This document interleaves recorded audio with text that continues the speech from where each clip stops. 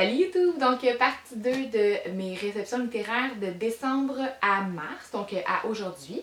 J'ai une belle pile de documentaires à vous présenter. Donc, je vais commencer avec la section Québec. Donc, les documentaires québécois. Ça ici, c'est pas tant un documentaire, mais je l'ai quand même mis là-dessus, dans cette catégorie-là, je veux dire, c'est dessiner, c'est facile. C'est, je sais pas si vous le connaissez, Tristan Demers, c'est un BDiste, et il fait chez La Bagnole des cours de dessin, dans le fond. Puis je trouve ça super intéressant pour nos petits artistes qu'on a en classe. Donc ça, c'est clairement le genre de livre qui va les interpeller. Celui-là, c'est 100% animaux. Et moi, je fais un projet où mes élèves doivent dessiner au Sharpie, donc sans crayon mine, au Sharpie, des animaux. Et après, on fait comme un projet d'art là, avec ça. Alors, clairement, je vais pouvoir l'utiliser pour ce projet artistique-là. Toujours, non, là on change de maison d'édition, pardon, chez La Bagnole. On a ici des nouvelles du futur. C'est écrit par Annie Bacon et sans cravate. Ça ici, c'est dans le fond des nouvelles, vraiment comme on a des lettres, des. Je sais pas comment je pourrais le décrire. Attendez, laissez-moi réfléchir. On a comme des inventions du futur. On est un peu dans de la science-fiction.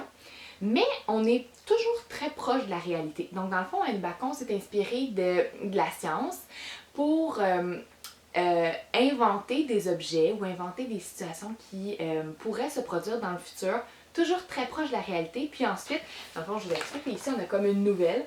Donc, c'est souvent une lettre qu'un ami nous écrit ou nous qui écrivons une lettre à quelqu'un. On reçoit un courriel ou peu importe. Donc, c'est toujours comme une lettre, une missive qu'on reçoit. Et on parle du dit objet, mais à droite, on a toujours ce sur quoi c'est basé cette invention-là. Quel truc intéressant, vraiment, j'avais jamais vu quelque chose comme ça dans la littérature jeunesse. C'est vraiment particulier, mais je pense que ça va vraiment intéresser nos élèves, tu sais, comme les geeks de l'informatique par exemple, ou, mais pas juste eux, c'est vraiment des inventions. Comme ici, c'est un manteau qui capte genre ta chaleur puis qui va aller avec une technologie de te mettre à la température parfaite. Donc c'est vraiment des inventions qui sont très cool, mais toujours basées sur la science, qui n'existent pas encore, mais toujours basées sur la science. Alors vraiment très intéressant, peut-être à s'inspirer pour un projet d'écriture avec nos élèves qui aillent chercher là, justement une découverte en sciences puis qui aillent extrapoler qu'est-ce qu'on pourrait faire avec cette découverte-là. Bref, clairement, il y a quelque chose à faire. Je vous laisse mijoter là-dessus. Bon, là, il y a mon chat qui manque d'attention. Toujours chez Bayard, nous avons Ville, curiosité souterraine et trésors cachés. C'est tellement un beau documentaire. Ma seule déception, c'est que ce soit en couverture souple. J'aurais préféré en couverture rigide, mais en dehors de ça, on a d'abord donc le réseau de Montréal, où on vient parler là, de tout notre réseau métropolitain là, avec les stations de métro, le centre Eaton et tout. Ensuite, on a plein de places dans le monde où on n'a pas juste des réseaux, des cités souterraines comme ça. Tu sais, on a ici par exemple en Turquie, on vient nous parler d'une ville que je ne connaissais absolument pas. C'est tellement cool. Donc à Pékin, en Chine, quelque chose qui a été construit, si je me souviens bien, je me rappelle avoir lu là, pendant une guerre, oui c'est ça, pendant la guerre froide de Russie, ça a été construit. Ah non, c'est vraiment, vraiment très très cool, très différent. Parfait pour un réseau autour du monde, pour un réseau sur les inventions, on pourrait s'en inspirer en sciences et techno, puis faire des activités avec les élèves là, pour venir reproduire une de ces cités-là. Bref, vraiment très intéressant. Toujours chez Bayard, Roche du Québec. Ça ici, c'est une collection de documentaires très intéressante parce que c'est vraiment très aéré comme texte. Il y a toujours des courts paragraphes avec des petites bulles. C'est avec des vraies photos, chose que j'aime beaucoup. Mais comme vous pouvez voir, là, vraiment très peu de texte. Et moi, je fais un thème sur les minéraux au 3e cycle et en sciences, pardon. Et je pense que ça va être vraiment intéressant. Les élèves vont être contents aussi d'en savoir plus sur les roches qu'il y a au Québec en tant que tel. Et on a même des définitions. Tu sais, ici, là, on parle par exemple là, au début, les types de roches. Donc les roches métamorphiques, les roches ignées, les roches sédimentaires, qui sont toutes des notions qu'on doit aborder là, en sciences au 3e cycle. Alors, vraiment contente de cette trouvaille. Encore chez Bayard, nous avons ici des athlètes époustouflants au cœur des Jeux paralympiques.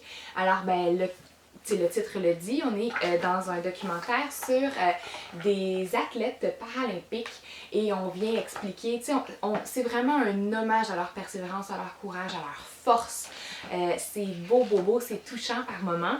Puis on a toujours 4 pages, généralement on a 4 pages sur la personnalité. Parfois, on vient expliquer un peu le jeu, comme ici, on vient expliquer le curling, mais on vient expliquer la différence entre le curling olympique et le curling paralympique. On vient parler de l'athlète en tant que tel, on vient citer l'athlète également, puis on vient parfois ajouter un autre athlète de ce sport-là, un autre athlète toujours canadien. Alors, wow! Ça, c'était vraiment, vraiment nécessaire. Bravo Bayard pour ça. Le petit dernier chez Bayard maintenant, c'est Oiseau Philo. Oiseau Philo, j'en ai parlé il y a, je pense que ça remonte à il y a quelques années déjà, mais c'est vraiment un coup de cœur pour faire de la philosophie avec nos élèves. Je l'ai testé la première fois l'année dernière. J'ai vraiment fait un cercle de philo où j'avais des élèves, 4 élèves au milieu, qui lisaient une double page, se posaient des questions, puis on avait tout autour des élèves qui écoutaient, puis à la fin de la discussion du petit cercle, pouvaient venir argumenter ou pouvaient venir prendre place d'un élève dans le cercle pour pouvoir continuer d'alimenter la discussion. C'était absolument merveilleux. Je dois dire que j'ai préféré, si j'en avais un à acheter, je préférerais le premier parce que le premier, je trouve que tous les sujets sont intéressants. Mais ici, on a quand même été chercher de l'originalité dans les sujets. Puis il y a vraiment des sujets dont je me dis, quelle belle discussion ça ferait avec nos élèves. Attendez, j'essaie de me rappeler c'était lequel que j'ai fait. Oh mon Dieu, ça c'est vraiment... est-ce que tous les savoirs sont utiles? Très intéressant ça. Quelle est la différence entre croire et savoir? Non, pas celle-là ici. Quelle est la différence entre l'admiration et la jalousie? Peut-on s'améliorer sans se comparer? Imaginez les belles discussions qu'on peut avoir avec nos élèves. Vraiment, là, c'est vraiment une belle collection. Y a-t-il une différence entre mentir et cacher la vérité? Mentir peut-il nous servir? Peut-on avoir une bonne raison de mentir? Peut-on mentir pour être gentil? Donc, moi, c'est une collection, c'est vraiment, vraiment, vraiment un gros coup de cœur pour faire de la philo. Bravo, bravo, bravo, bravo pour ça. Mes élèves avaient adoré, ça m'avait fait une super belle trace en éthique également. On arrive maintenant au documentaire Art Québec. Je commence avec Art Québec. Ici, c'est notre chère Élise Gravel chouchou, mais à la maison d'édition Scholastique, qui est une maison d'édition américaine. C'est pour ça que je la classe Art Québec. Donc, Alerte culotte meurtrière. Ici, on a un documentaire style BD, là, vraiment très, très bien illustré pour attirer les élèves, là, à la Élise Gravel tout craché. Et on vient parler des fake news, on vient parler de tout ce qui est conspiration, de comment... On vient en fait donner un cours sur comment ne pas tomber là-dedans en tant qu'enfant. Alors, comment exercer son jugement critique. Et j'en parlais dans la première vidéo avec les albums, qui est juste ici. Je faisais un lien avec cet album-là ici du pharmacien, où on vient également aborder comment exercer son jugement critique et ne pas tout croire ce qu'on entend. Alors clairement, je mettrais les deux ensemble. On pourrait faire un super beau cours en éthique sur l'ère numérique, qu'est-ce qu'on peut y apprendre, quels sont les dangers. Wow, bravo pour ça, c'est nécessaire aujourd'hui. Ensuite, ici aux éditions... Maison Georges, je pense, c'est Raconte-moi mes premières histoires documentaires. C'est très particulier et là, je vais vous montrer, le visuel est vraiment extrêmement chargé, je vous préviens. Donc, Raconte-moi les petites bêtes. Ici, on doit avec notre doigt, suivre le chemin. Donc, voyez-vous, on part de 1, 2, 3 et ainsi de suite. Puis, dans le fond, à chaque numéro, on a un fait sur, dans ce cas-ci, les petites bêtes. Ensuite, si on change, les repas. Puis on a dans le fond plein de double pages sur plein de choses différentes. Là, la mer, la ville, la peur, le sport, les jeux, le spectacle.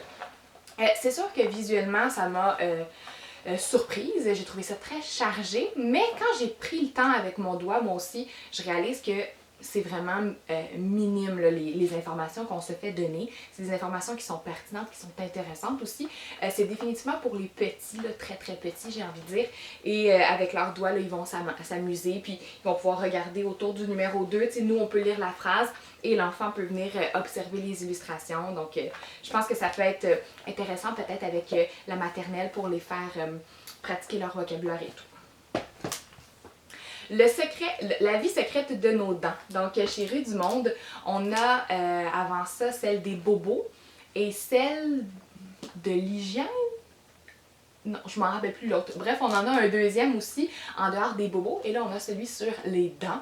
Et on apprend plein de choses sur les dents, sur comment elles se forment, comment... vraiment plein de choses. Tu sais, c'est un documentaire qui est quand même une trentaine de pages, là.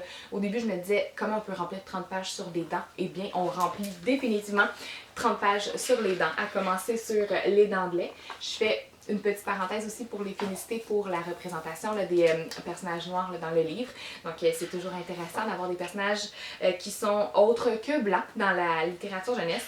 Donc on vient parler justement, comme je vous dis, là, de toutes les places des dents, de qu'est-ce qu'elles font, de comment les caries arrivent, comment les maladies arrivent.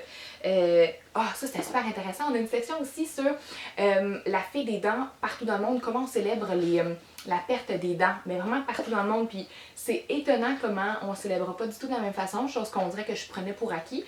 On a les dents des animaux, vraiment on a plein d'informations sur les dents. C'est super inusité, mais c'est vraiment intéressant. Moi j'adore les genres de documentaires qui sont originaux comme ça. Parlant de documentaire original, regardez d'abord son format, donc Expédition Antarctique. C'est magnifique. Je vais commencer à dire ça. Absolument magnifique. C'est un sujet dont j'ai presque rien. Je dirais dans ma bibliothèque sur l'Antarctique ou sur peu importe le pôle. Ici, dans ce cas-ci, c'est le pôle sud. Je suis pas mal sûre que j'ai rien là-dessus. Toutefois, j'ai comme un petit bémol. J'ai trouvé qu'il y avait beaucoup d'informations. C'est comme un documentaire de quasiment 100 pages, là, comme au moins 80 pages. Et 80 pages remplies, là, comme remplies. C'est sûr qu'on choisit qu'est-ce qu'on lit, mais dans le fond, c'est que c'est l'histoire d'un expéditeur qui s'en va au pôle sud et qui nous explique comment aller au pôle sud ou qu'est-ce qu'il fait là, pour aller au pôle sud, tout simplement. Et parfois, on a des pages qui s'ouvrent complètement. Comme ça. Oh, j'essaie de vous montrer sans que tout tombe. Donc, l'aspect, il est vraiment original. Puis, j'ai hâte de le mettre dans les mains d'un élève pour voir est-ce que lui va être rebuté par la grande présence de texte qu'il y a. Peut-être que non, peut-être que c'est juste moi qui étais fatiguée, qui manquait de sommeil quand je l'ai lu.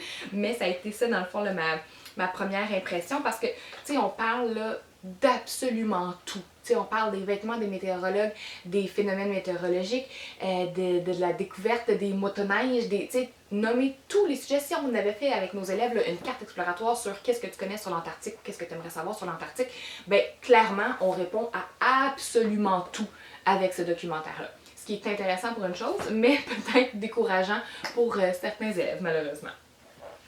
Je termine donc ma capsule sur les documentaires avec Grand Nord, encore chez Rue du Monde.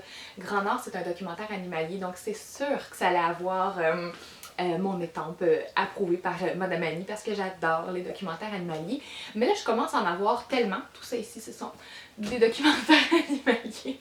Je commence à en avoir tellement que je commence à être un petit peu plus critique. Mais celui-ci, grand coup de cœur. D'abord, les illustrations. Regardez la page de garde. Absolument, hein, c'est déjà gagnant. Mais les illustrations sont vraiment différentes et je suis certaine qu'on pourrait faire un beau projet d'art avec ça. On est toujours dans des... oui, les teintes avec le coucher de soleil derrière, mais on est comme dans le noir et blanc, les ombres. Je suis sûre qu'on pourrait faire quelque chose. Et dans le fond, comme je vous dis, on est dans un documentaire. Donc, on vient en apprendre plus dans ce cas-ci sur la baleine boréale. Et on a l'illustration. Donc, c'est ça ici sur plein d'animaux du Grand Nord. Et on parle au jeu. Chose que j'ai trouvé vraiment intéressante. C'est toujours l'animal qui nous parle. Alors, en écriture, je me dis qu'on pourrait faire quelque chose d'absolument fabuleux avec ça. Les élèves se prennent un animal, pigent un animal. Par exemple, pour pas copier Grand Nord, on pourrait en prendre des animaux désertiques, par exemple. Donc, on pige un animal désertique et on va faire une recherche là-dessus. On doit avoir quand même beaucoup de faits. Et on vient personnifier cet animal-là pour transmettre ces informations. Hein? Ça serait-tu pas un beau projet, ça? Alors, c'est ce qui conclut mes découvertes de documentaires de décembre à février, on pourrait dire. Là. Et je vous retrouve dans la prochaine capsule, la partie 3 sur les romans.